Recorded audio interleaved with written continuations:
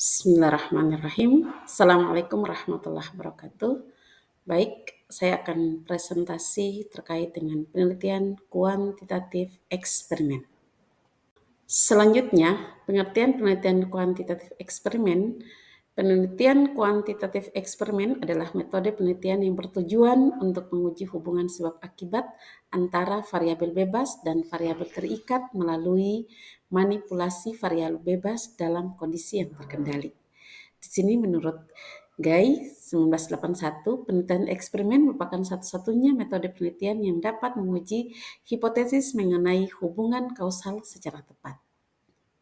Selanjutnya, adapun karakteristik penelitian kuantitatif eksperimen di mana adanya manipulasi variabel bebas.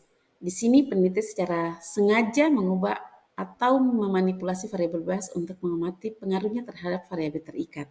Kemudian yang berikutnya adalah pengendalian variabel luar. Di sini peneliti berusaha mengendalikan variabel-variabel lain yang dapat mempengaruhi hasil penelitian agar hubungan antara variabel bebas dan terikat dapat diamati secara jelas. Berikutnya, karakteristik penelitian kuantitatif eksperimen yang mana penggunaan kelompok kontrol dan eksperimen. Di sini subjek penelitian dibagi menjadi kelompok eksperimen yang menerima perlakuan dan kelompok kontrol yang tidak menerima perlakuan, sehingga perbandingan efek perlakuan dapat dilakukan. Yang berikutnya yaitu randomisasi. Di sini penentuan subjek ke dalam kelompok kontrol dan eksperimen dilakukan secara acak untuk mengurangi bias dan memastikan kesetaraan antar kelompok. Karakteristik penelitian kuantitatif eksperimen berikutnya yaitu pengukuran yang objektif, di mana data yang dikumpulkan bersifat kuantitatif dan dianalisis menggunakan teknik statistik untuk memastikan objektivitas hasil penelitian. Selanjutnya, jenis-jenis penelitian kuantitatif eksperimen. Di sini ada beberapa. Yang pertama yakni eksperimen murni. Pada eksperimen murni ini, desainnya melibatkan randomisasi penuh dalam penempatan subjek ke dalam kelompok kontrol dan eksperimen.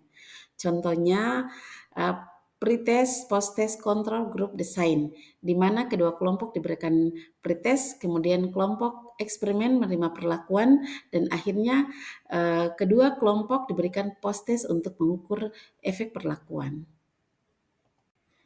Yang berikutnya, eksperimen semu. Di sini pada eksperimen semu ini desainnya randomisasi tidak sepenuhnya diterapkan. Biasanya karena keterbatasan praktis, salah satunya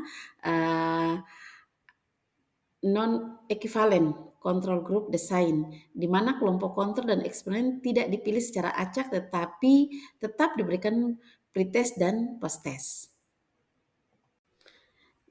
Jenis penelitian kuantitatif berikutnya, yang ketiga adalah eksperimen pra, di mana desain ini tidak melibatkan kelompok kontrol sehingga kurang kuat dalam mengidentifikasi hubungan sebab akibat. Contohnya, one group pretest, post-test design, di mana satu kelompok diberikan pretest, kemudian perlakuan, dan diakhiri dengan post-test. Ya, selanjutnya terkait dengan variabel dalam penelitian, kita perlu ketahui bahwa variabel adalah kondisi-kondisi karakteristik atau atribut yang dimanipulasi, dikontrol, diamati atau menjadi pusat perhatian peneliti. Adapun jenis-jenis variabel yakni ada variabel bebas, di mana variabel bebas tersebut suatu kondisi atau karakteristik yang merupakan manipulasi atau perlakuan yang diberikan pada suatu kelompok untuk menerangkan hubungan dengan fenomena yang diobservasi. Contoh, variabel bebas pada metode, strategi, model pembelajaran, media pembelajaran, model penilaian, atau bahan belajar tertentu. Selain variabel bebas, ada variabel imbuhan. di mana variabel yang tidak dapat dikontrol atau dimanipulasi oleh peneliti yang mungkin memiliki pengaruh berarti terhadap variabel terikat. Misalkan kompetensi guru, antusias, keyakinan, atau daya juang peserta didik. Kemudian ada juga variabel terikat. Di sini suatu kondisi atau karakteristik yang berubah atau muncul ataupun tidak muncul ketika peneliti memberikan perlakuan.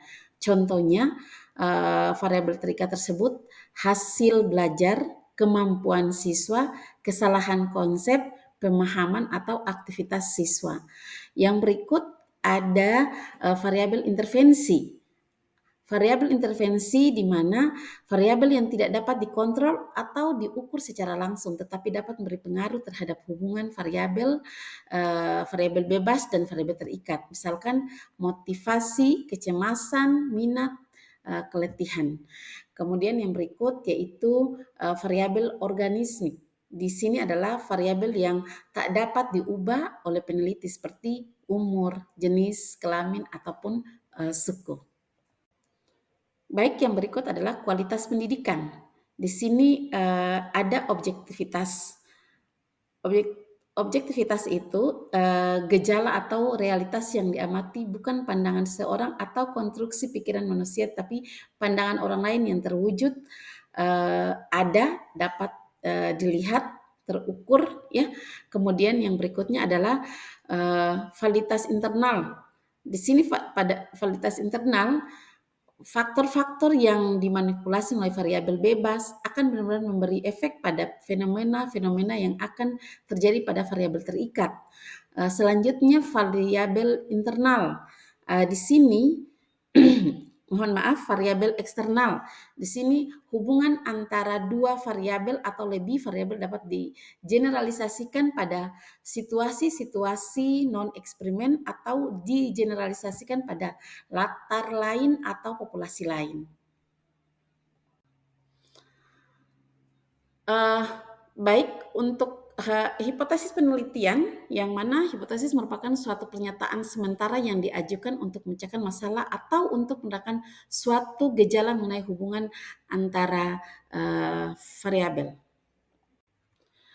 Berikutnya, pada penelitian kuantitatif adanya penggunaan sampel. Di sini mewakili kondisi populasi atau representatif acak tidak bias, di mana ada beberapa poin: penarikan sampel berlapis, kemudian penarikan sampel berkelompok, dan penarikan sampel secara sistematis. Contohnya, hasil belajar siswa dalam bilangan bulat dengan pembelajaran pengajuan masalah lebih baik daripada pembelajaran konvensional. Kemudian yang berikutnya, ada perbedaan rata-rata hasil belajar siswa dalam bilangan bulat dengan pembelajaran pengajuan masalah daripada pembelajaran konvensional. Baik, kemudian termasuk pada poin terakhir, yakni rancangan penelitian. Di sini rancangan penelitiannya yakni ada pra-eksperimen, tidak ada kelompok kontrol atau tidak ekuivalen antara kelompok kontrol dan eksperimen. Yang berikutnya adalah eksperimen semu, ada kontrol tetapi tidak ekuivalen. Kemudian berikutnya adalah eksperimen, ada kontrol dan ekuivalen. Baik, terima kasih. Itu presentasi terkait penelitian kuantitatif eksperimen dari saya. Assalamualaikum warahmatullahi wabarakatuh.